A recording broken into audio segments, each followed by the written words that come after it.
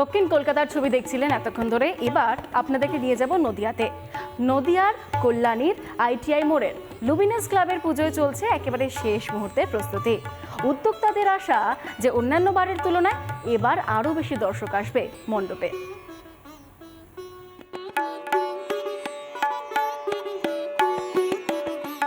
মাঠ জুড়ে পেল্লাই মন্দির, ব্যাংকের অরুণ মন্দিরের আদলে তৈরি হচ্ছে মণ্ডপ, তার সঙ্গে বানানসই দুর্গা প্রতিমা। 5 মাস ধরে চলছে কাজ। উদ্যোক্তাদের আশা প্রতিবারের মতো এবারও তাক লাগাবে তাদের পুজো। আমরা এবছর গত 2 বছর আমরা টাওয়ার করেছিলাম, এবছর আমরা মন্দিরে চলে গেছি। এবার টাওয়ার মন্দির কাম টাওয়ার, মানে মন্দিরটা এমনই উচ্চতা যেটা টাওয়ারের সমান। তো আমরা 2 ধরনের দর্শক পাবো এটা আশা রাখছি। নদিয়ার কল্যাণীর আইটিআই মোড়ের লুমিনাস ক্লাবের পুজোয় সামুদ্রিক ঝিনুক দিয়ে তৈরি হচ্ছে মণ্ডপ। একটা পিচবোর্ড, আঠা এবং সামুদ্রিক ঝিনুক, যে ঝিনুক সচরাচর পাওয়া যায় না, সেই ঝিনুক দিয়ে আমরা লক্ষ লক্ষ ঝিনুক দিয়ে আমরা হস্তশিল্পের মাধ্যমে বাইরে এবং ভেতরটা আমরা সম্পূর্ণ ফুটিয়ে তুলছি। পুজো শুরু হতে আর কটা দিন বাকি, কিন্তু যেন তর সইছে না এলাকাবাসীর। এখন থেকেই চলছে প্রতিমা দর্শন। খুব সুন্দর এখানে পুজোটা হচ্ছে। এই প্রতি বছরের তুলনায় এবারটা আরও একটু বেশি, মানে ব্যাংক অরুণ মন্দির যেহেতু হচ্ছে, সবার একটা মানে আনন্দ, মানে আসবে অনেক লোক এবার হবে আশা করি। তো খুব মজা হবে, খুব আনন্দ হবে, আমরা তো খুব এক্সাইটেড। প্রতিবারই লুমিনাস ক্লাবের পুজো দেখতে ঢল নামে দর্শকের। পুজো উদ্যোক্তাদের আশা অন্যবারের রেকর্ড ভাঙবে এবারের পুজো। রিপাবলিক বাংলা।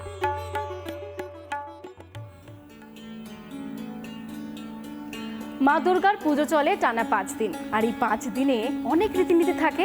এই যেমন আপনাদেরকে এখন নিয়ে যাব ঝাড়গ্রামের চিল্কিগড়ে। নিশাবলীর রক্তেই সন্তুষ্ট হন মা কনক দুর্গা। এখনও চিল্কিগড়ের রাজপরিবারের রূপকথা হয়ে জাগ্রত হয়ে রয়েছেন মায়ের আবাসভূমিতে। প্রাচীনকালে লোকধরা, আর সেই লোকধারার প্রহরীরাই নরবলি দিয়ে দেবীকে সন্তুষ্ট করতেন। এখন তারা আর নেই, তাই দেবীকে সন্তুষ্ট করতে রাখতে হয় নিশাবলীর রক্তে।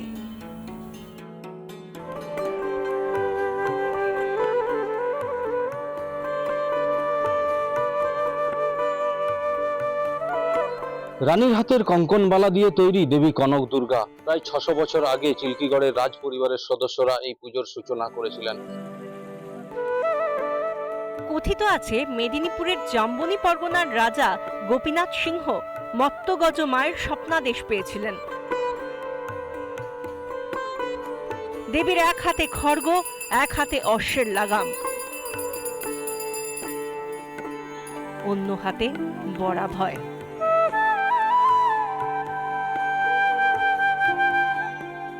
মায়ের নির্দেশ ছিল রানীর হাতের কঙ্কনবালা দিয়ে তৈরি করতে হবে, আর রাজাকে স্বপ্ন হয়েছিল যে যা খরচ হবে সেটা দিতে হবে। স্যাকরাকে কিভাবে মূর্তিটা তৈরি হবে তার স্বপ্ন হয়েছিল। ঝাড়গ্রাম শহর থেকে 15 কিলোমিটার দূরে ডুলুং নদীর পাড়ে বিরাজ করছেন দেবী কনক দুর্গা। বর্তমানে যে জায়গায় দেবীর মন্দির রয়েছে তার নাম হলো গড়লাটা। অতীতে এই স্থানের নাম ছিল তিহারগড় বা তিহারদ্বীপ। মন্দিরের চারপাশে রয়েছে বিভিন্ন ধরনের ভেষজ উদ্ভিদ। আগে এখানে হতো নরবলি, এখন হয় নিশাবলি।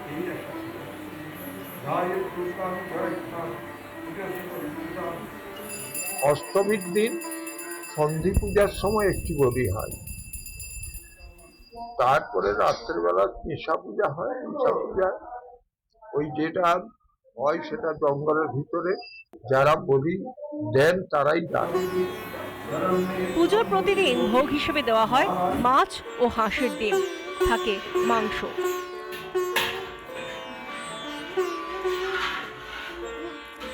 মাছ ডিম পুজোর প্রদিন দিতেই হবে।